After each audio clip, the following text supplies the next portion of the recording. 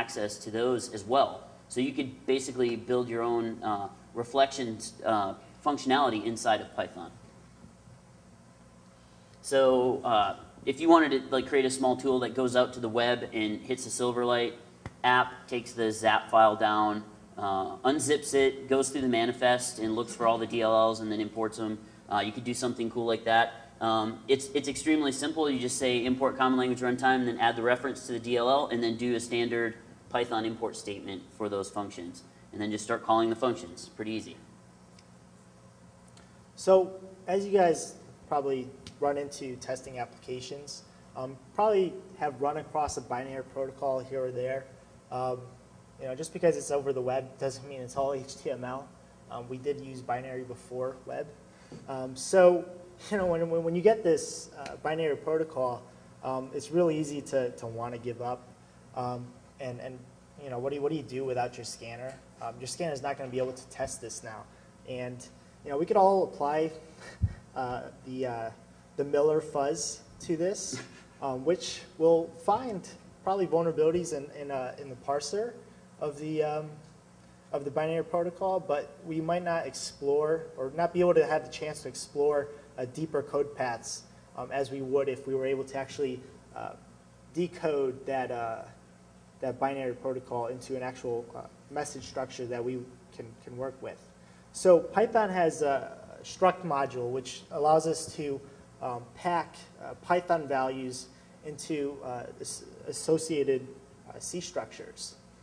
So this is just a simple binary protocol I just whipped up as an example. A couple things to note. It's real common amongst binary protocols is you have type markers that indicate the type that follows. Strings would just have a following the type marker, the length of the string, and then the string itself. Strings encoded in UTF-8. Numbers would be encoded as doubles, say in network byte order here. And our type markers are basically shorts or unsigned 16-byte integers. So when it comes to parsing a string, basically, when we indicate that our current position in a stream is that type marker, we could just unpack the next value into a short to get the length of the string. And then we unpack the string based on the length, so we actually have that value of the string there. Writing a string, so going into reverse and actually sending stuff to the server now. Basically, it's just the opposite. We encode our string into UTF-8, get the length of our string, write our type marker, and then write our string with the length of the string preceded before the string, and that's it. So when we actually create all these methods for parsing booleans, numbers, strings, and other maybe more complex objects that your binary protocol actually implements, basically this is what it's going to end up looking like. We iterate over every byte in a stream, based on the type of based on a type marker that we run into. Then we do the associated protocol parsing. And what we actually did now just is create some simple state machine. And there you go. So writing a protocol parser is a lot easier. That was like perfect timing. There you go. So,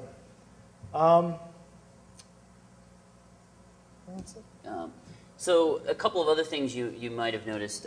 Pretty much everything we were talking about here will work in either Python 2x or 3.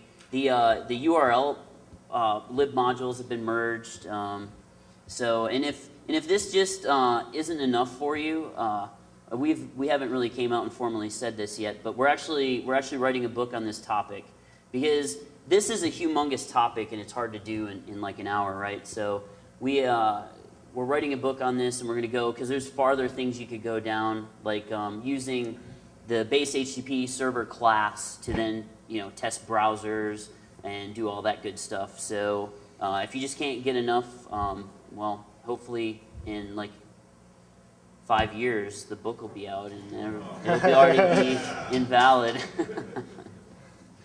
So we have 10 minutes, which is a lot more than we actually allotted for. So if you guys have any questions, I just learned Python as we were talking about this. So I don't know how much help I could be, but be happy to answer any questions you got. Flip to the next one. So if you care about, what did you do? Man, you broke it. How did you do that? I don't know. Some weird feature. Okay, so if you care to listen to us run our mouth on Twitter or whatever, that's our info, and we'll be walking around. And if you have, does anybody have any questions right now?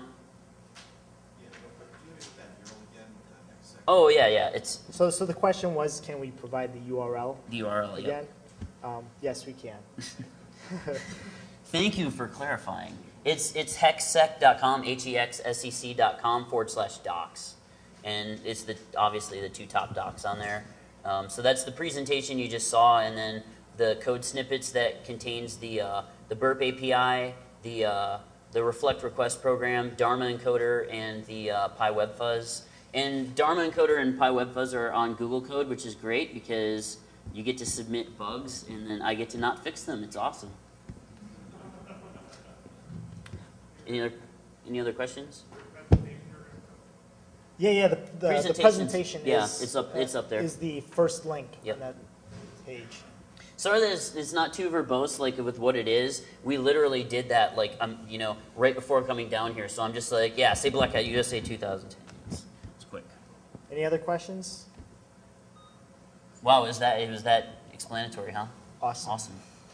Anyway, thanks for showing up and watching our PHP talk.